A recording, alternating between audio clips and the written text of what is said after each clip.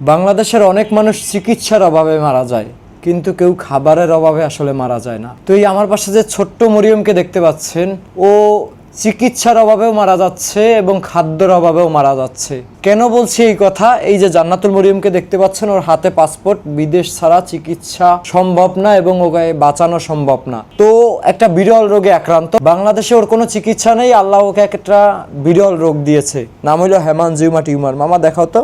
এই যে দেখেন, গলাটা পুরোটা ফুলে আছে এখান থেকে এই পর্যন্ত, হেমানজিওমা টিউমার। এবং জিব্বাটা দেখাও তো, এই যে জিব্বা ভালো মতো দেখাও। এই যে জিব্বার মধ্যে অবস্থাও দেখতে পাচ্ছেন আপনারা, মনে হচ্ছে যে পচে গেছে, এরকম একটা অবস্থা। জিব্বার মধ্যে টিউমার, সে জিব্বা থেকে একেবারে গলার মধ্য পর্যন্ত টিউমার। এই অপারেশন যদি অতি দ্রুত না করানো যায়, ওর টিউমারটা আস্তে আস্তে বড় হতে থাকবে এবং ভিতরে আসলে ছড়িয়ে যাবে।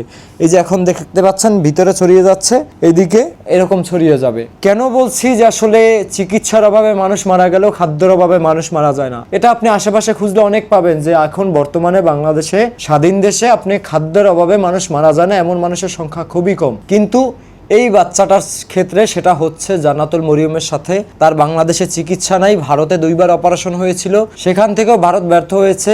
তার উন্নত দেশগুলোতে চিকিৎসা আছে, চায়নার মতো দেশে চিকিৎসা আছে, সেটাও 22 লক্ষ টাকা। বাবা একজন দিনমজুর। এখন কথা হইলো, কেন বললাম যে জান্নাতুল মরিয়ম আসলে খাদ্যের অভাবে মারা যাচ্ছে? এই যে জিব্বা নিয়ে ও, এই ছোট্ট মাসুম বাচ্চাটা, জিব্বাটা আবার একটু দেখাও। এই জিব্বা নিয়ে ও আসলে কোনো খাবার, ওইভাবে শক্ত জাতীয় খাবার, বাকি ঝাল জাতীয় খাবার, বাকি ঠান্ডা জাতীয় খাবার ও খেতে পারে না। এতটুকু একটা বাচ্চা, এই যে দেখেন হাত পা দেখেন, এই যে আমার হাত আঙ্গুলের সমান, একটু বেশি এরকম হয়ে গেছে শুকাইতে শুকাইতে। আর ওর পুরো শরীর থেকে দেখতে পাচ্ছেন যে এখানে এইসব জায়গা থেকে রক্ত ঝরে, দূষিত রক্তে, টিউমারের প্রভাবে। ডাক্তার বলছে এটা টিউমারের প্রভাবে এটা হয়। তো এই যে খাদ্যের অভাবে এবং চিকিৎসার অভাবে মরতে বসেছে জান্নাতুল মরিয়ম, অথচ এই জান্নাতুল মরিয়ম ভিডিওতে উপায় না পেয়ে কান্না করতে করতে মানে অনুরোধ করে বলেছিল, আঙ্কেল আন্টি, নানা নানু, মামা মামি, আপনারা যে যেখান থেকে দেখতেছেন আমাকে প্লিজ বাঁচান, আমি বাঁচতে চাই, আমি আর কিচ্ছু চাই না, আমি 2টা খাইতে চাই। এই মেয়েটা খাইতে পারে না, এই মেয়েটা ঘুমাইতে পারে না, নিঃশ্বাস নিতে পারে না,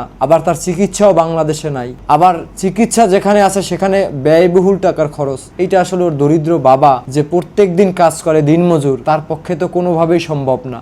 একটা সচ্ছল পরিবারের পক্ষে অনেক সময় সম্ভব হয়ে ওঠে না। সেই জায়গায় এই মেয়েটা যদি আসলে চিকিৎসার অভাবে, অনেকেই তো মারা যায়, চিকিৎসার সাথে খাদ্যের অভাবে মারা যায় এমন সংখ্যক মানুষ কোটিতে একজন আপনি মিলাতে পারবেন না। আর এই বাচ্চাটা এই কোটি মানুষের মধ্যে একজন যে আসলে খাবার খেতে পারে না রোগের কারণে। এই বাচ্চাটা যদি রোগের কারণে, বাকি টাকার কারণে যদি বিনা চিকিৎসা আসলে মৃত্যু হয়, সাথে এটা দুঃখজনক, বাকি বেদনাদায়ক, আসলে বলার বাহিরে যে কিভাবে বলবো আমি জানি না। যে একটা বাচ্চা, আমরা তার মুখে খাবার তুলে দিতে পারলাম না, তার পেটে ক্ষুধা থাকতেও তাকে আমরা ভালো খাবার দিতে পারলাম না, ভালো খাবার কিনে দিতে পারলাম না। এই যে দেখেন যে হাত পা শুকিয়ে কি কাটি কাটি হয়ে গেছে, শুধু শরীর থেকে রক্ত ঝরে, অথচ ভাত খেতে পারে না, শক্ত কোনো খাবার খেতে পারে না। মাঝে মধ্যে মা একটু জাউ ভাত রান্না করে দেয়, আবার ঠান্ডা জাতীয় জুস জাতীয় জিনিসও সবসময় খেতে পারে না। একজন আন্টি আসলে আজকে ওকে 500 টাকা দিয়েছিল যে খাবার খাওয়ানোর জন্য, ফল টল কিনে খাওয়ানোর জন্য, সেটাও তো খেতে পারে না।